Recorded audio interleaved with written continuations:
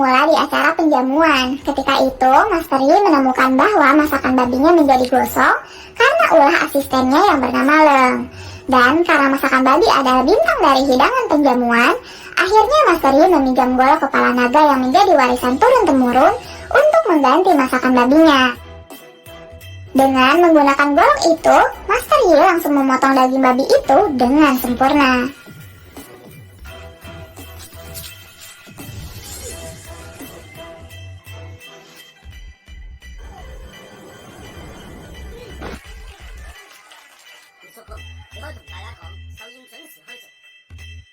Kemudian melanjutkan memasak dengan bantuan dari asistennya.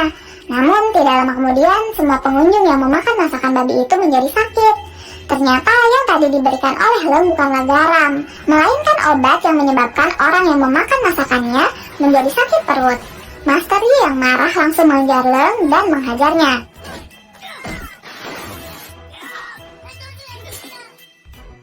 Namun karena Master Yi adalah kokinya, dirinya lah yang harus bertanggung jawab.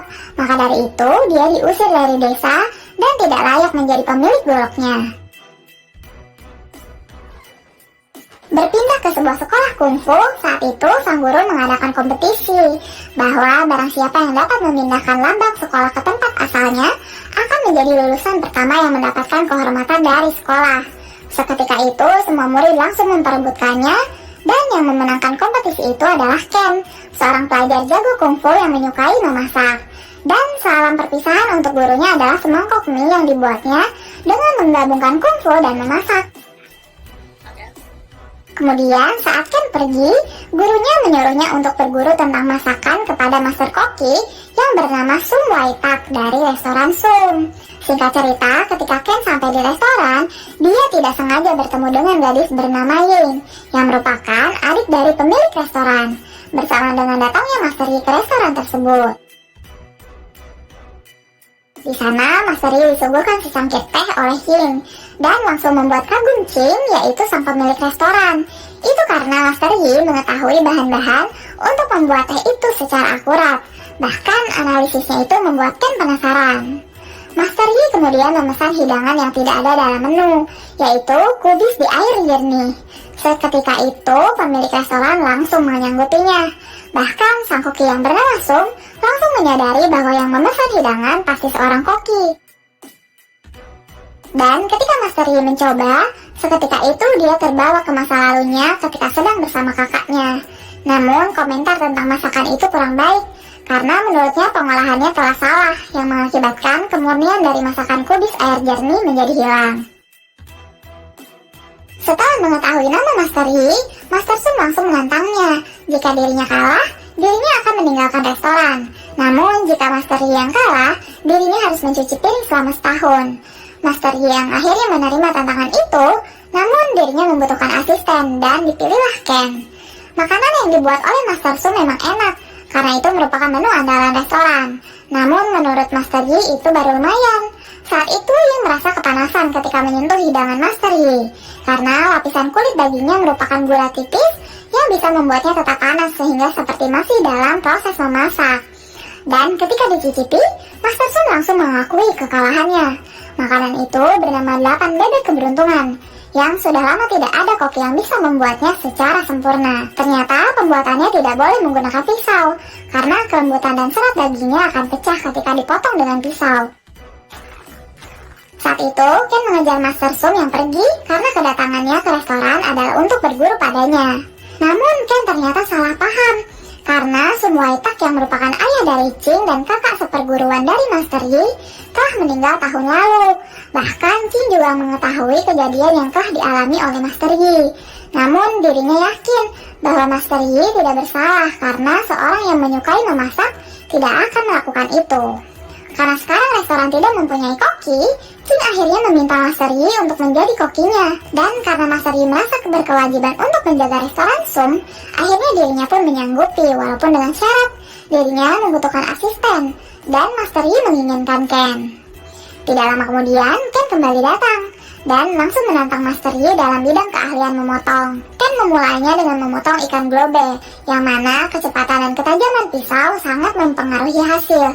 Dan tentu saja hasilnya pun sangat memuaskan. Master Yi tidak mau kalah. Dirinya memotong ikan air tawar yang normalnya rasa dagingnya tidak dapat menandingi ikan global. Namun setelah dicoba, Ken terkejut dengan rasanya karena ternyata Master Yi memotong dengan pisau dingin yang membuat rasa ikan menjadi lebih lezat. Bahkan yang paling mengejutkan, teknik memotongnya itu tidak membuat ikan mati setelah diambil dagingnya. Karena kagum akan kehebatannya, Ken ingin berguru kepada Master Yi. Bahkan dirinya rela mengasah semua pisau yang telah berkarat dengan sukarela. Beberapa hari kemudian, ketika Master Yi sedang bersama dengan pemilik restoran, dirinya teringat dengan keponakannya, yaitu Jo Wong Kai, yang merupakan pemilik restoran Raja Kanton. Bahkan Master Sum datang ke sana untuk melamar menjadi koki setelah dirinya dikalahkan seseorang dalam pertandingan memasak. Setelah mendengar nama yang mengalahkannya, Jo langsung marah karena suatu alasan yang telah terjadi di masa lalu. Saat itu, ketika Jo masih kecil, ayahnya yang merupakan kakak dari Master Yi sedang marah karena Master Yi menyembunyikan golok kepala naga.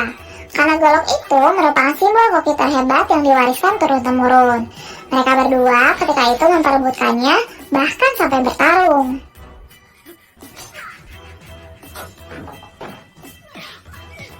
Namun ketika Master Yi akan tertimpa colek besar, sang kakak menyelamatkannya hingga dirinya yang justru terluka. Karena luka itulah ayah Jo kehilangan karir memasaknya dan memilih untuk pergi dari desa. Bahkan faktanya kakak dari Master Yi merupakan koki terhebat yang memenangkan kejuaraan dunia chef selama 2 kali berturut-turut. Master Yi kemudian mengajari Ken dimulai dengan pelajaran memotong. Itu karena seorang koki harus mempunyai kelebihan lain selain memasak, seperti memotong, memikul, menumbuk, dan yang lainnya. Bahkan Ken mendapatkan pelajaran baru ketika memasak sebuah telur, karena di balik hidangan paling sederhana, ternyata menyimpan kesulitan lain dalam membuatnya. Adik pemilik restoran bernama Yin juga diajari Master Yi dalam membuat saus.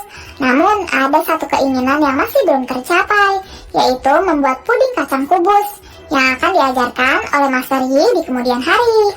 Singkat cerita, beberapa orang sedang makan di restoran mereka. Terlihat mereka menaruh paku di dalam makanan yang bertujuan untuk menghancurkan reputasi restoran Sum. Ternyata mereka semua adalah orang suruhan dari Jo yang berniat membalas dendam kepada Master Yi. Selanjutnya, ketika Ken dan Yin sedang berbelanja, mereka melihat orang-orang yang memfitnah restorannya dan langsung menyerang mereka, hingga pusat perbelanjaan itu berantakan dibuatnya. Dan ketika mereka berdua sembunyi dari kejaran, Ken tidak sengaja melihat berita tentang kompetisi memasak yang diadakan setiap 4 tahun sekali untuk menentukan siapa koki terbaik di Cina. Berpikir bahwa itu bisa memperbaiki reputasi restoran, Ken akhirnya meminta Master Yi untuk mengikutinya. Saat itu, Master Yi menolak dan justru menyuruh agar Ken lah yang mengikuti kompetisi itu, dan berharap agar Ken bisa berjuang demi restoran, sambil memberikan suatu kotak kepada Ken. Singkat cerita, kompetisi pun akhirnya dimulai, sementara Master Yi kembali ke desa untuk menyelesaikan masalahnya. Bahkan juara kompetisi sebelumnya pun ikut berpartisipasi, yaitu Master Tin, seorang master koki dari restoran Raja Kanton, berikut dengan asistennya yaitu Master Sum. Mengetahui hal itu, Ken tetap percaya diri dan yakin jika dia bisa memenangkannya. Dan babak pertama ini dimulai dengan tantangan memotong, yang hanya akan mengambil 2 tim untuk masuk ke final. Saat itu, Ken akan membuat hidangan bernama 4 unggas keberuntungan, yang bahannya diisi dengan 4 macam unggas. Sedangkan tim lain memasak ikan dan kerang, serta Master Tin yang membuat hidangan kepala kerbau. Para juri menilai masakan semua peserta dari rasa, bahan, dan proses memasak. Oleh sebab itu, tim yang berhasil masuk ke babak final adalah perwakilan dari restoran Sum dan juga restoran Raja Kanton. Setelah Jo mendengar siapa pesaingnya di final nanti, dia dan anak buahnya langsung menyerang restoran, yang diakhiri dengan tertangkapnya Ken dan Yin yang kemudian disekap di dalam lemari pendingin. Tidak hanya sampai di situ, Master Yi yang baru kembali dari desa pun langsung diserang. Bahkan Jo dengan tega mengancam akan membunuh Ken dan Yin di lemari pendingin, yang kuncinya harus diambil Master Yi dari kandang ular beracun. Namun ketika Master Yi akan mengambil kuncinya, dia dihentikan oleh Leng, orang yang dulu memfitnahnya atas suruhan dari Jo. Dia mengatakan kepada Master Yi bahwa kunci itu palsu dan yang asli ada padanya. Kemudian meminta maaf dan langsung membebaskan para sandera agar bisa melanjutkan kompetisi. Kembali ke kompetisi, tantangan di final kali ini adalah menghidangkan sup yang mempunyai tema kemurnian. Itu adalah hidangan tanpa bumbu yang menonjolkan skill memasak, agar orang-orang dapat menikmati kemurnian masakannya. Di sisi lain, Joe kembali mendatangi Master Yi dengan membawa golok kepala naga yang kini telah berkarat. Sebelum menentukan masakannya, Ken mengingat perkataan Master Yi tentang hidangan kubis yang dianggap sebagai makanan terbaik. Oleh sebab itu, Ken mencoba membuat hidangan bernama kubis di air jernih dan langsung mempersiapkan bahan-bahannya. Teknik yang ia pelajari dari Master Yi diaplikasikannya dengan sangat baik, dari menyaring lemak daging sampai mengambil jantung kubis. Kemudian menusuknya dengan jarum agar kubis bisa menyerap sup dengan sempurna. Master Tin juga tidak kalah hebat dengan mengolah hidangannya. Bahkan dia memakai cara sempurna untuk memanaskan masakannya. Berpindah ke Master Yi setelah pertarungan yang cukup panjang, akhirnya Master Yi dapat mengalahkan Joe dan anak buahnya. Kemudian pergi sambil membawa golok kepala naga. Kembali ke kompetisi, akhirnya hidangan mereka berdua telah dicicipi oleh para juri. Dan ternyata hidangan Ken bukanlah tandingan dari hidangan Master Tin. Namun saat wasit akan mengumumkan pemenangnya, Master Yi datang untuk menghentikannya. Kemudian memberikan golok itu kepada Ken untuk memotong hidangan yang ada di dalam kotak yang dibawa oleh Ken, yaitu kacang kubis. Dan ketika Ken membuka golok itu, karat di goloknya langsung menghilang dan langsung memotong kacang kubis itu. Kacang kubis yang ada di dalam sup seketika langsung bercampur dan menghilang. Hidangan kubis itu sangat sederhana, namun menyerupai harta karun setelah diolah dengan seni tinggi dalam memasak, sekaligus mengedepankan tingkat kemurniannya. Master Tin yang ketika itu aneh melihat para juri terdiam, mencoba merasakan makanan lawan. Dan setelah mencobanya, dia langsung melepas topinya untuk mengakui kekalahannya. Berkat makanan itu, Ken menjadi juara kompetisi masak ke-7 di Cina. Dan tidak hanya itu, ternyata kakak dari Master Yi yang merupakan koki terhebat pun hadir di sana. Bahkan terlihat akrab dengan sang adik. Di sisi lain, Joe yang melihatnya dari televisi langsung menyesal akan semua perbuatannya. Di akhir film, Master Yi dan kakaknya kemudian sepakat bahwa penerus yang berhak atas kepemilikan golok itu adalah Ken, dan berharap agar dirinya dapat membuat makanan lezat menggunakan golok itu. Sebetulnya film ini cukup menarik dan dapat dikonsumsi semua umur. Namun film ini gagal dalam mengemas adegan dari film bertema memasak, terutama pada adegan saat kompetisi. Terima kasih sudah menonton video ini sampai selesai. Sampai jumpa di video berikutnya.